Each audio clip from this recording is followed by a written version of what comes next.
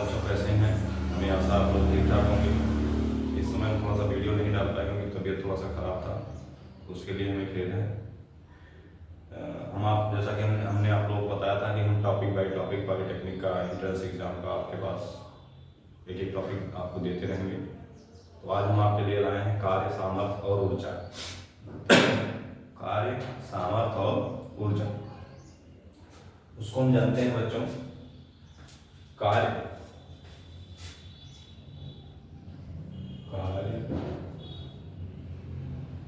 सामर्थ्य और ऊर्जा। Work, power and energy. हमको लगता है बच्चों साइंस का सबसे आसान चैप्टर है, बहुत ही आसान है, सबसे आसान। इसमें का तो क्वेश्चन अगर आ गया तो आपसे छूटना नहीं चाहिए। हम पहले एक एक हेडिंग के बारे में जान लेते हैं, फिर उस पर हम न्यूमेरिकल सॉल्व करेंगे, एग्जाम्पल देंगे। तो सबसे पहला हेडिंग आता है बच्चों कार्य। कार्य बराबर क्या होता है? बल गुणे विस्थापन। एक चीज और होता है बच्चों, अगर हमारे पास यहाँ पे कोई एक गुटका रखा हुआ, कोई एक वस्तु रखी, ठीक है, एक वस्तु है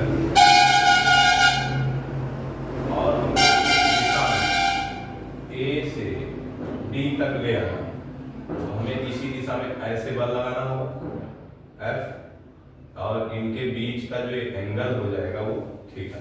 तब कार्य बराबर क्या हो जाएगा बच्चों? W is equal to F into, अगर ये दूरी हमारी S है तो ये हो जाएगा W is equal to F into S cos थीटा। इस स्थिति में हमको सवाल लगा रहे हैं। दूसरा हमारे पास इनका मात्रक मात्रक हम जानते हैं, कार्य का एक मात्रक तो जूल है। क्या है? जूल है। दूसरा मात्रक हम लिख सकते हैं न्यूटन मीटर। क्या लिख सकते हैं? Newton metre. और बल का मात्रक और एक होता है MA के हिसाब से किलोग्राम मीटर पर सेकंड स्क्वायर। तो हम इसको लिख सकते हैं किलोग्राम मीटर स्क्वायर पर सेकंड स्क्वायर। दूसरा, ये तो MKS पद्धति का हो गया। अगर CGS पद्धति में कहा गया तो एक मात्रक इसका आता है अर्ग, छोटा मात्रक, वो होता है 1 अर्ग बराबर 10 की घात 7 जूल। ठीक है। एक CGS पद्धति में एक और मात्रक है बच्चों, जो न्यूटन का मात्रक होता है डाइन। यहां पे हम लिखेंगे डाइन सेंटीमीटर। ये तो इतना हो गया हमारे पास कार्य के लिए, समझ आ रही बात? इसके बाद आता है बच्चों सामर्थ्य। क्या आता है? सामर्थ्य।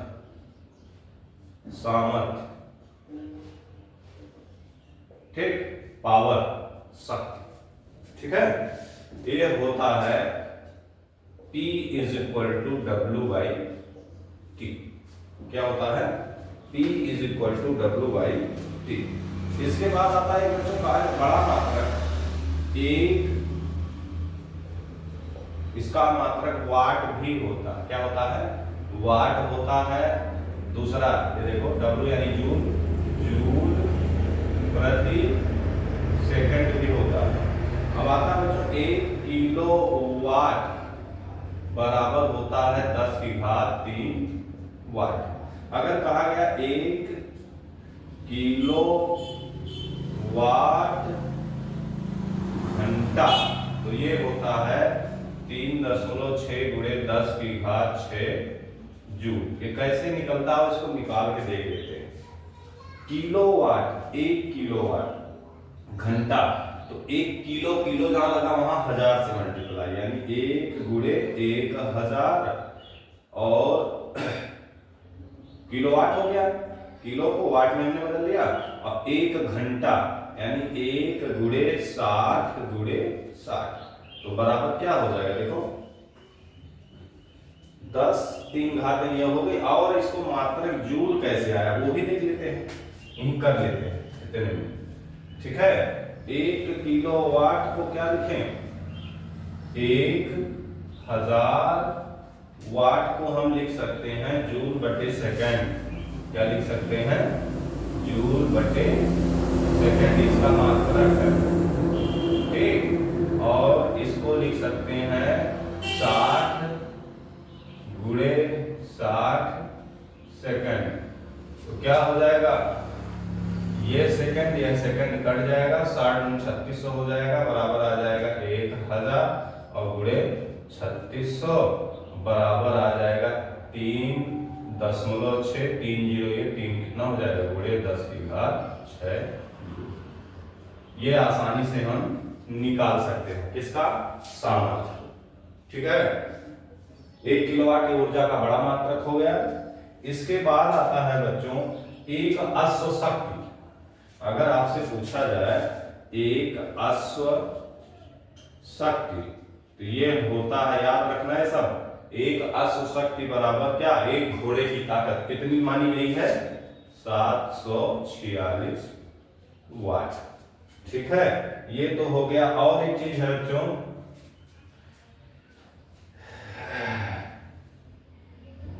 एक किलो लिखवाया हम लोग। ठीक है, 1 किलोवाट बराबर 10 घात 3 वाट और 1 मेगावाट बराबर होगा, 1 मेगावाट बराबर 1 मेगावाट बराबर 10 की घात 6 वाट। इतनी चीजें आपको समझ में आ गई होंगी। अब इसके बाद नंबर आता है बच्चों ऊर्जा। क्या चीज, ऊर्जा। ऊर्जा के प्रकार कितने होते हैं, ये 2 प्रकार के। कितने होते हैं, 2 प्रकार के। कौन कौन से, एक होता है गतिज ऊर्जा 1/2 mv², और एक होता है स्थितिज ऊर्जा, ये होता है mgh। पृथ्वी तल पर इसका मान 0 माना गया है क्योंकि पृथ्वी को भी स्थिर माना गया, और वैसे भी। और किसी ऊंचाई से, यानी यह ऊंचाई से कोई पिंड नीचे गिर रहा हो, यह ऊंचाई पर वो पिंड हो, तब उसमें स्थितिज ऊर्जा माना गया है। लेकिन इन दोनों ऊर्जाओं का योग स्थिर माना गया है। क्या माना गया है, स्थिर। ठीक है, इसके बाद आता है ऊर्जा संरक्षण का नियम।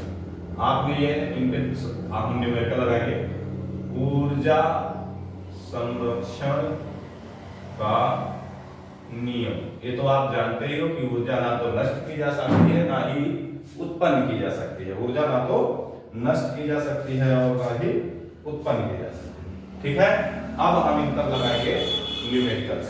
ठीक है, अब हम इन पे आपको एग्जांपल देंगे फटाफट, और आप अपने बुक को, हाई स्कूल वाली बुक निकाल के उसमें जितने एग्जांपल्स होंगे सब सॉल्व करेंगे। हम आपको फटाफट 4-5 एग्जांपल दे रहे हैं। ठीक है,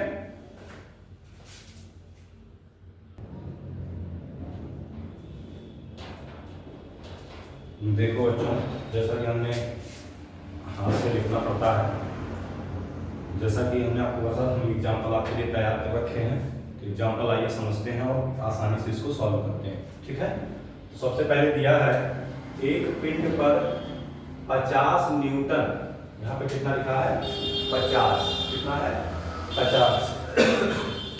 एक पिंड पर 50 न्यूटन का बल लगाने से पिंड बल की क्रिया रेखा से 30 अंश का कोण बनाते हुए 5 मीटर विस्थापित हो जाता है पिंड पर किया गया कार्य। तो बच्चों हम जानते हैं कि किया गया कार्य W = होता है F × S cos Fs cos theta. सीधा एक बात में लिखें Fs cos थीटा।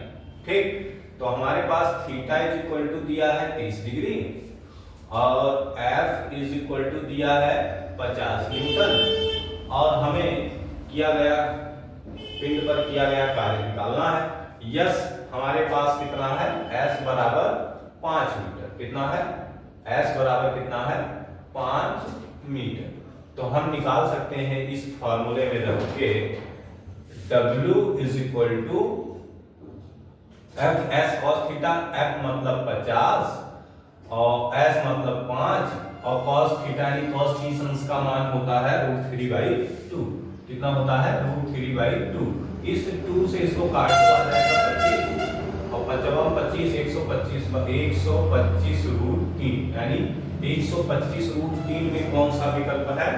125 √3 ये वाला विकल्प। कौन सा वाला? ये वाला 125 √3 तीसरा विकल्प सही है। ठीक है, ऐसे हम करेंगे। 100 जूल की गतिज ऊर्जा को 1 किलोग्राम, यहाँ 1 किलोग्राम लिखा हुआ है, 100 जूल यहाँ। ठीक है, 100 जूल की गतिज ऊर्जा को 1 किलोग्राम पिंड को, गतिज ऊर्जा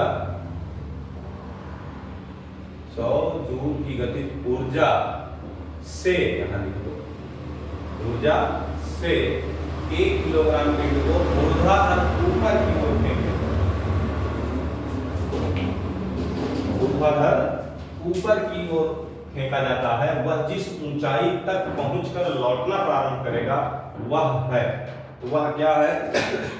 क्योंकि किया गया कार्य 100 जूल है तो mgh बराबर कितना दिया है? 100 ऊर्जा यानी किया गया कार्य। ठीक है, ऊर्जा हो गया। अब हम यहां पे रख दें, यम हमारे पास 1 किलोग्राम है, यम कितना है?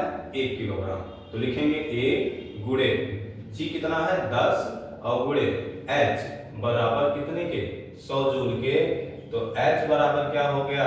100/10। इसको हमने काट दिया, आ गया 10, यानी विकल्प नंबर 1 सही। ठीक है, इसके बाद आता है बच्चों, ये उसी फॉर्मूले में जो हमने समझाया उसी पे है।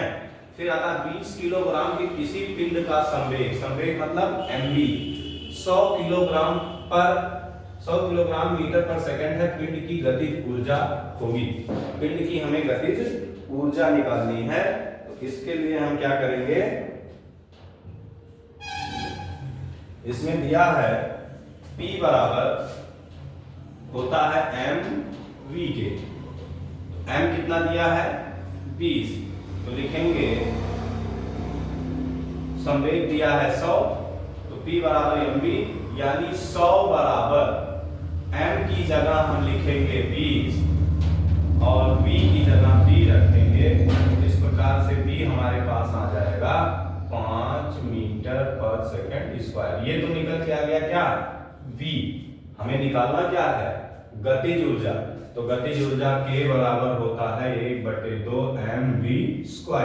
तो 1/2 गुणे 20 गुणे 5वां में 5 का स्क्वायर, तो 2 ये हो गया 10 और ये आ गया 25, तो हमें कितना आ गया? 250। अतः हमारे पास जो विकल्प है 250 जूल, ये वाला विकल्प नंबर 3 सही है। ठीक है, इसके बाद आता है बच्चों एक पंप, और ध्यान से देखना, सवाल घुमा दिया जाता है, आसान होता है समझने। एक पंप प्रति सेकंड 160 केजी जल 5 मीटर ऊंचाई तक उठाता है। पंप की सामर्थ्य क्या है? एक पंप जो है प्रति सेकंड यानी t बराबर कितना दिया? प्रति सेकंड यानी कि हमारे पास t बराबर प्रति सेकंड यानी कि 1 सेकंड। यम बराबर कितना आ जाएगा? देखो 160 केजी, 160 केजी जल कितनी ऊंचाई तक उठाता है? h बराबर 5 मीटर। समझ में आ रही बात? h बराबर हो जाएगा 5 मीटर। चूंकि हम जानते हैं किया गया कार्य बराबर क्या होता है? ऊर्जा के, यानी कि हम उसको कर दें स्थितिज ऊर्जा के, mgh। h का मान हम रख लेंगे, तो क्या हो जाएगा? अब चूंकि W इज इक्वल टू किया गया सामर्थ्य, P इज इक्वल टू होता है किया गया कार्य बाई T, तो हो जाएगा mgh बाई T। तो इसको हम रखें, m हमारे पास है कितना? 160, g कितना है? 10 और h कितना है? h कितना है 5, तो 10 पचे 50, 16 पचे 80 बराबर आ गया 8000 वाट। यानी कि हमारे पास कौन सा विकल्प सही है, चौथा विकल्प। कौन सा विकल्प, चौथा विकल्प हमारा सही है। बच्चों और एग्जांपल्स हैं, ठीक है, फिर से बोर्ड पे लिखना पड़ेगा, तब तक हम और एग्जांपल्स आपका लिख के तैयार करते हैं। तो इस पार्ट में हम इतना ही डालेंगे, अगले पार्ट देंगे आपको, हम एक एक पार्ट टॉपिक बाय टॉपिक देते रहेंगे और आप इसको अपने बुक में निकाल के इस टाइप के जितने क्वेश्चन है उसको सॉल्व कर डालिए, अभ्यास करिए, रटिए मत, और अभ्यास जितना करेंगे उतने आपकी प्रैक्टिस होगी, उतने आपको लाइफ में काम आएगा, और इसमें आप उतने अच्छे उभरेंगे, उतने अच्छे निखरेंगे। ठीक है, तो आज के इस पार्ट के लिए इतना ही, धन्यवाद।